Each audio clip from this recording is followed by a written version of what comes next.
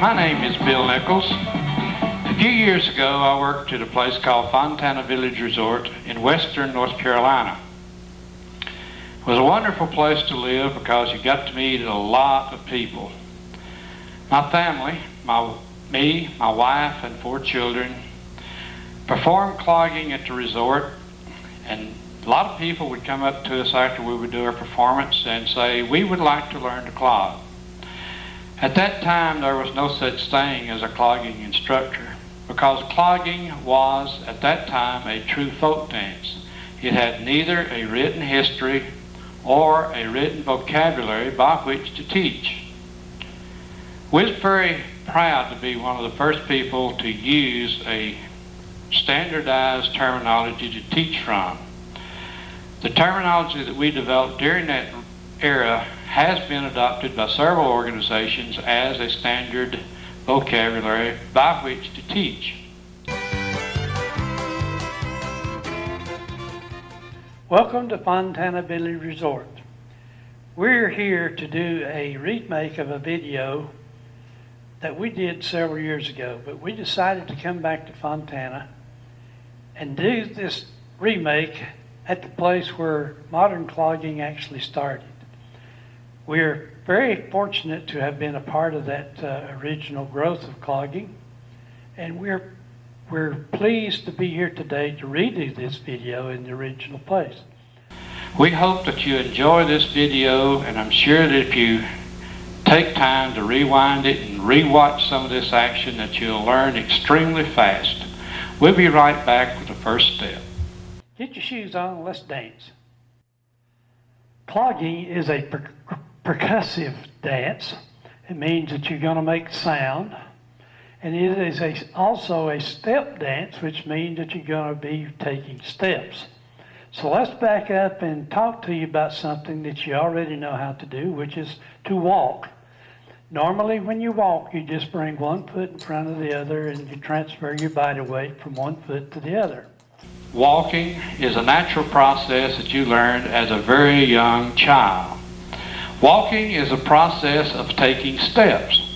Normally when you walk, you bring one foot in front of the other and you let the foot fall to the floor so that the heel comes in contact with the floor.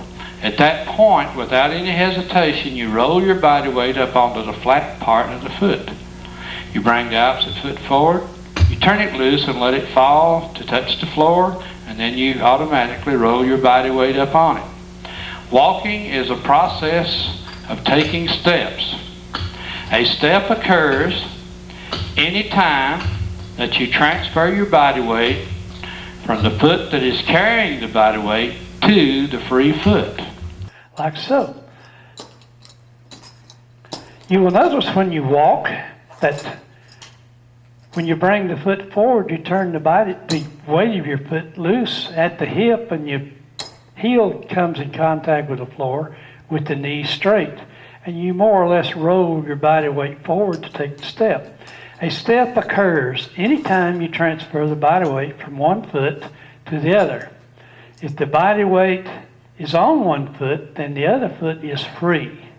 So you can actually take steps and not go anywhere, just rocking back and forth. Normally, you bring the foot forward, turn the foot loose, the heel comes in contact with the floor first, and you roll your body weight up on to the flat part of the foot.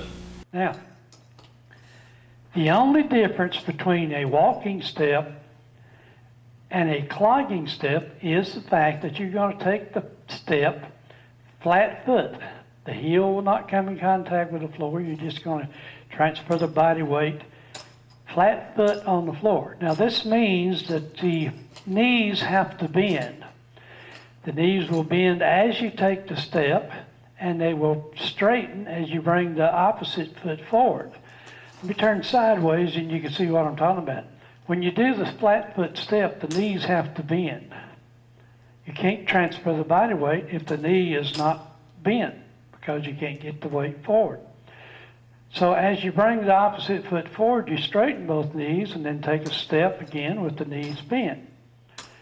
In clogging, The only difference between walking with the heel coming in contact with the floor first is the fact that you take the step with the entire portion of the bottom of the foot coming in contact with the floor simultaneously.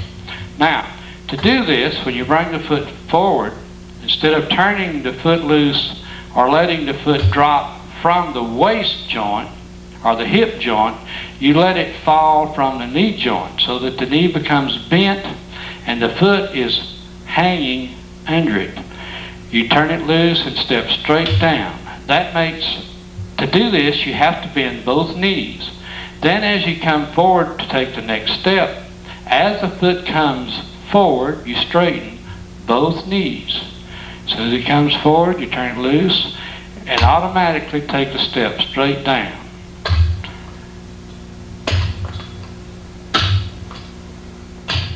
Now, the process of bringing the foot forward at this point does not make a sound, and it is called a through motion. So it'll be through step, through step, through step, through step, through step, through step, through step, through step, through step, through step, through step, through step. Through step, through step, through step, through step, through step, through step, through step, through step.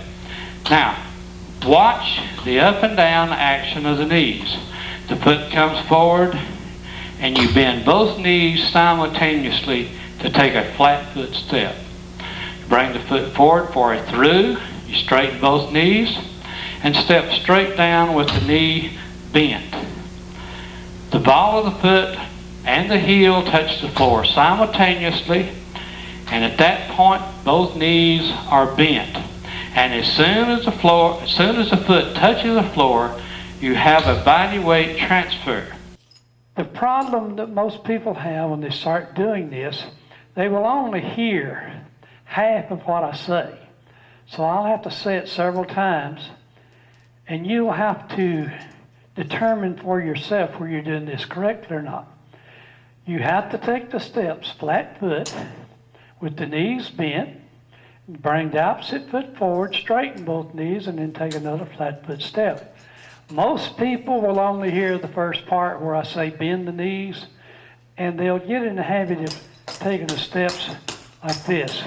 They'll walk around the room with their knees bent. You got to do the up and down motion. The music rhythm pattern is upbeat, downbeat, upbeat, downbeat, upbeat, downbeat, so that you want the body movement to do the same basic movement that the music is doing. So upbeat, downbeat, upbeat, downbeat, upbeat, downbeat.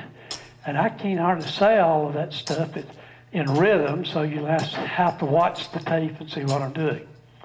Okay? Now, the other thing is, people hear the straighten part and they go around the floor like this, real stiff knee. Get the knees bending, limber up. Most of the ladies can do this real easy the first time. The men get real stiff when they say they're going to dance. Now come on, guys, we don't expect you, we know that you don't walk like this. Come on, limber up when you walk, and you have to get extremely limber from the waist down. Remember to let the feet come forward and fall at the knees. Let the knees bend and step straight down.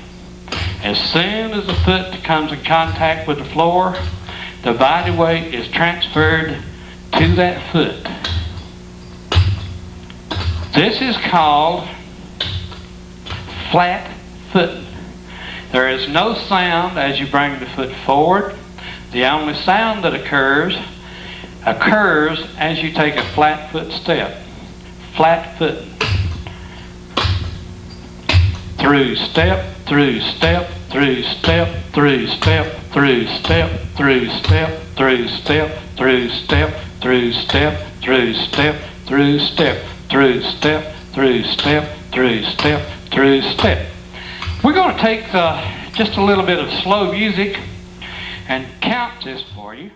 We're going to take the steps on the heavy beat. We'll bring the foot forward on the upbeat. The music is counted.